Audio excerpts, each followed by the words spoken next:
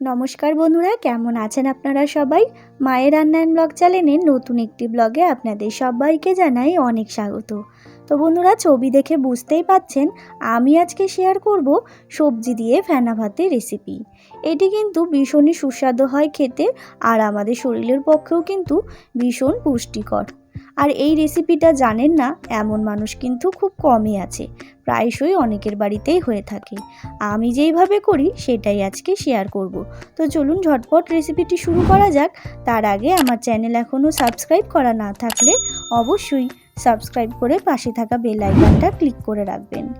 তো দেখুন, সবজি দিয়ে ফেনা ভাত বানানোর জন্য প্রথমেই আমি এখানে ডুমু ডুমু করে আলু কেটে নিয়েছি ডুমু ডুমু করে কুমড়ো, পেঁপে এবং নিয়েছি লাউ শাকের কচি ডগা, আর নিয়েছি গোটা কাঁচা লঙ্কা, পটল এবং নিয়েছি একটা টমেটো। আপনারা চাইলে আরও সবজি দিতে পারেন। এরপরে নিয়েছি 1 বাটি পরিমাণ গোবিন্দভোগ চাল, আর নিয়েছি এখানে মটর ডালটা একটু ভিজিয়ে রেখেছিলাম।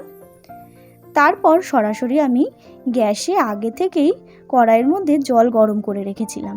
সেই গরম জলের মধ্যে আমি এক এক করে আলু এবং পেঁপেটা দিয়ে দেব। যেহেতু এটা একটু শক্ত, তাই একটু সময় লাগবে সেদ্ধ হতে, তাই এই দুটো সবজি আর মটর ডালটাকে একটু দিয়ে দিলাম যাতে একটু তাড়াতাড়ি সেদ্ধ হয়ে যায়। তো দেখুন, এবার কিন্তু খুব ভালো করে সেদ্ধ করে নেব। তো দেখুন বন্ধুরা, কিছুটা কিন্তু সেদ্ধ হয়ে গেছে। এরপরে একে একে আরও সবজি আমি অ্যাড করে দিচ্ছি। দিয়ে দিলাম পটল, কুমড়ো, আর দিয়ে দিচ্ছি গোটা কাঁচা লঙ্কাগুলো।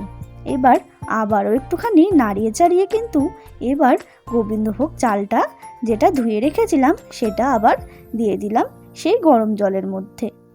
এবার ভালো করে কিন্তু নাড়িয়ে চাড়িয়ে আমি সেদ্ধ করে নেব। তো দেখুন বন্ধুরা, এদিকে কিন্তু চালটা প্রায় সেদ্ধ হয়ে গেছে, দেখতেই পাচ্ছেন। এরপরে দিয়ে দিলাম পরিমাণ মতো লবণটা দিয়ে একটু নাড়িয়ে চাড়িয়ে কিন্তু আবারও বেশ কিছুক্ষণ সেদ্ধ করে নিতে হবে ভালো করে। তো দেখুন বন্ধুরা, এদিকে কিন্তু প্রায় সেদ্ধ হয়ে গেছে, সবজিটাও আমার প্রায় সেদ্ধ হয়ে গেছে। এরপরে দিয়ে দিলাম টমেটো, আর দিয়ে দিচ্ছি লাউ শাকের কচি ডগাগুলো। যেহেতু এটা সেদ্ধ হতে বেশি সময় লাগে না, তাই জন্য একটুখানি পরেই দিলাম।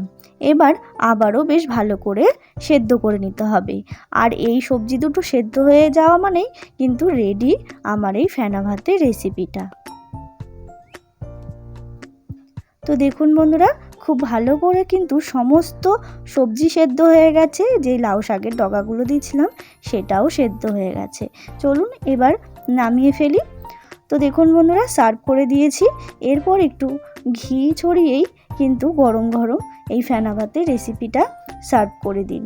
ভীষণ অমৃত লাগে, এরকম একটি রেসিপি থাকলে কিন্তু আর কিছু লাগে না। আমার এই রেসিপিটা কেমন লাগলো অবশ্যই কমেন্ট করে জানাবেন। ভালো লাগলে অবশ্যই একটা লাইক শেয়ার করবেন। আমার চ্যানেলটাকে সাবস্ক্রাইব করতে একদম ভুলবেন না।